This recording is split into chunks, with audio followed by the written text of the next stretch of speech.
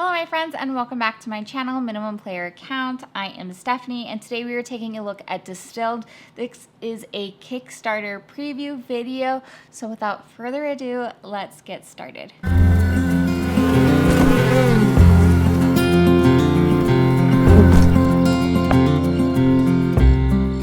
Alright, so as you know, Kickstarter preview, this is a prototype copy, so some of the components are subject to change. Now this is currently out on Kickstarter and it only has a couple days left, so if you're interested in this, make sure to check it out at the link below. Now in Distilled, what you're going to be doing is you are running your own brewery, and what you're going to be doing is making different types of alcohol. Now when you start, you do have two types of alcohol that are available for you, which is the vodka and the moonshine. All other ingredients or all other recipes will need to be bought or purchased so that you can get those recipes to learn how to make them. So when you start, every person is going to be getting their own person, which will have certain player powers on there, and they'll all be getting their own signature recipe. Your signature recipe is individualized to each person, so you are the only one who can make that signature recipe. You have to unlock that signature recipe, which I will go over later. Every player will get 2 cards to choose from. These are personal cards that you'll be choosing to be getting endgame scoring points, and there are also public goals as well. These public goals are going to be available for everyone to see during the game, so you know what you're aiming for. After you have received your personal goals and decided on what you're going to be doing, everyone is going to start in the market phase. Now, something I do want to also add or note is everyone has their own specific region, which you will see on your player character. And those regions are going to help you when making your own brews. Now, if you have a symbol that shows that there is no location on a specific item or a brew, that means it's going to be based off of your character. So if your character is in the Americas, the brew that you make is obviously from the Americas. Now, this also helps you with certain goals that you have or secret objectives that you're trying to make.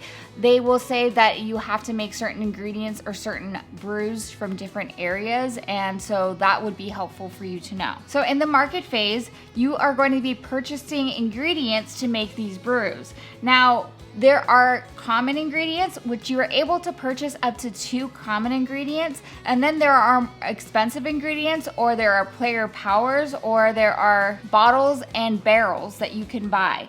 Now, these bottles and barrels can be helpful to you in endgame scoring because they can have endgame scoring points, but they also will give you more either victory points or money when you are making that hooch. After everyone has passed buying during this market phase, the market board will also be refreshed. Everything from the far right column will go to the discard pile, and you will get a new card every round, so it keeps the market board fresh. After you do the market phase, you'll be going to the distill phase. This is where things get good. This is when you start making those different kinds of alcoholic beverages. Now, as you know, certain alcoholic beverages will require specific ingredients. Now, this is where a little bit more of that push your luck mitigating factor comes into play. You will be putting all of your cards into your player board, and then after you have shuffled all those cards, you will be taking out the top and the bottom card. These 2 cards will then go back into your distillery, and the rest of the cards that you have is the actual alcoholic beverage that you have made. You will then look at all your cards and decide what you have actually made. Now, of course, when you are deciding on what you're making, you can only be deciding on certain alcoholic beverages that you already have the recipes for. So that makes it a little bit easier, but you do want to make sure that you are making an alcoholic beverage that you want, because some of these will give you a lot more money, some of them will give you points, and some of them are just more valuable to customers. So while you're making your brew, another thing to note is you will have to decide on what kind of barrel you'll be using. Now, when you first start out, you'll be getting a metal barrel and a generic bottle. These bottles and barrels can be used more than once, while everything else, which is more expensive, can be used only once. Now, certain ingredients will require wood barrels, which could also require for them to be aged, which I'll go over momentarily. Once you have decided on what kind of bottle and barrel you'll be using, you will then decide on selling or aging that alcoholic beverage. If you sell, then you will look at the cards and look at how much money you have earned, and also look at points that you have gained by making the specific brew. Now, certain recipes will give you more points, and also certain recipes will give you more money. So it is very important that you try to have a strategy on what you're trying to make. Now, if you decide, I don't want to sell this round, I actually want to age because the recipe that I have has to be aged. What you do is you're actually going to be placing that into your storeroom, and you'll be aging that ingredient. While you're aging, you'll be also getting a flavor card that will be put into that moonshine. Cannot be aged. You would have to sell it automatically and you won't be able to gain those points. If you have decided that you're going to age, now you don't gain any money during this round while you're selling, or your fellow players are selling and gaining those victory points. But another thing that you can do is you can do a wine, or you could do a tasting, which means that you will actually lose 4 victory points and gain 4 coins instead. This will give you a little bit of money for the next round when it's really essential that you buy specific ingredients for your alcohol. After distilling, we go to the sell phase. Now in player order, everyone will be selling their alcohol and deciding on if they're going to be aging or not, and be gaining those points or the money for that round. After you have sold, you will also be gaining that spirit label. Now, spirit labels are important because there are some generic ones like moonshine and vodka that have more than 1 per player, but then there's also more high quality like gin that only have 1 per player.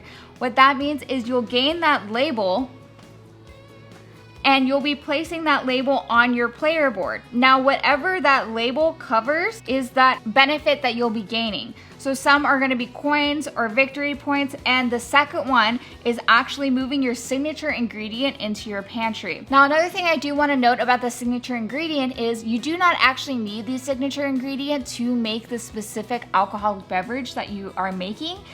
You can make your signature recipe without that signature ingredient, but you won't be gaining as much points or money without that specific ingredient. So it is up to you. That is why it is deciding either or, signature ingredient to pantry or to victory point. After everyone has sold, it goes to the age phase, which means that those flavors get added to your specific brews that are in your brewery.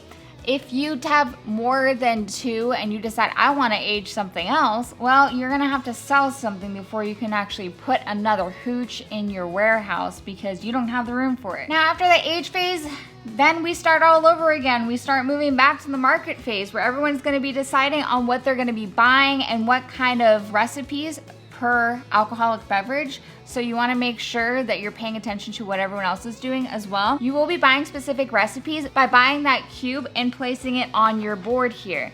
Now, I do want to note that there are 2 sides to this here, these recipes.